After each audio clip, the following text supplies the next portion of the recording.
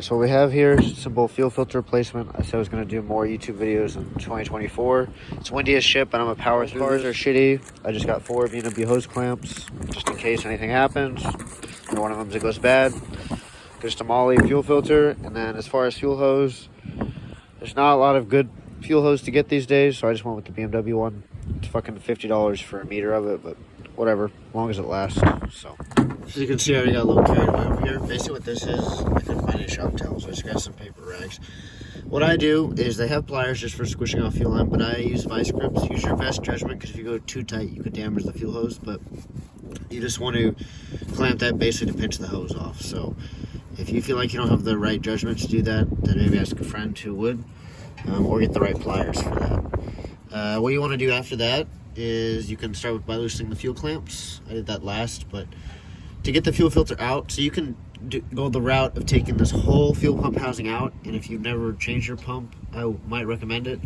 If you have hot starting issues, the check valves do go bad, so you could go that way with it, but just do the filter. You just need to loosen this bolt here. Don't take it all the way out, just take it out enough, and then loosen this one to where the fuel filter can slide, and then you'll be able to remove it from the car and change it. Like I said, again, you can take this whole thing out. I've done it like that before, but I'm trying it this way this time. So yeah, and as you can see, one of my fuel lines was cracked, pretty bad. So happy I'm down here changing that, or I bought new hose to change that. So I already swapped over, but there's the rubber ring you want to swap over to your new filter. If you have to cut a piece of fuel line, use your old one as a template, so just match it up to your length you need, like straighten it out and then just cut it. Obviously can't do that with one hand. Some other things to note is this. So this says out. Have a drain pan, that also helps because they usually keep a lot of fuel on them. Looks like this filter is actually pretty dirty. But anyways, so out, right? So that's obviously going to be the output, so that's where the clean fuel is going. So the way the fuel system works on these cars, you have this big fat hose. If you have it stock, it'll go to the inlet of your pump. This will then pump it into the filter at a high pressure, and it will then filter and go to the car here.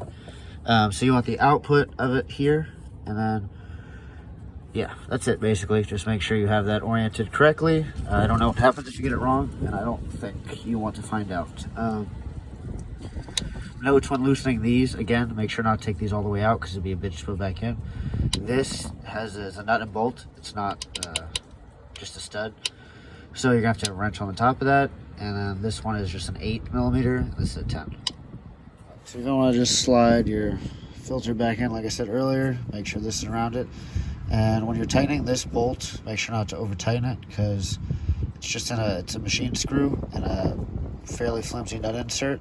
And it's not doing the majority of the holding. The one that's doing the majority of the holding is this one. But you need both. You have to have both, and just don't over tighten this one. And that's really about it. What I'm going to show you next is how I'm going to check for leaks. You can turn the car on now, but I'd really have an assistant because you don't want any fuel to leak for any amount of time. But yeah. All right, so to jump to pump, there's 30 and 87 here. Those are the pins. It's labeled on the relay. This is the fuel pump relay. It's going to be a 4-pin relay. Once you jump that, it'll run both the pumps. And then you can just climb into the car. And no leaks, which is exactly what we want. Yeah, once you do that, you're ready to go and start. It also primes the fuel system, so you have to wait for it to pump up the rail for anything that's left.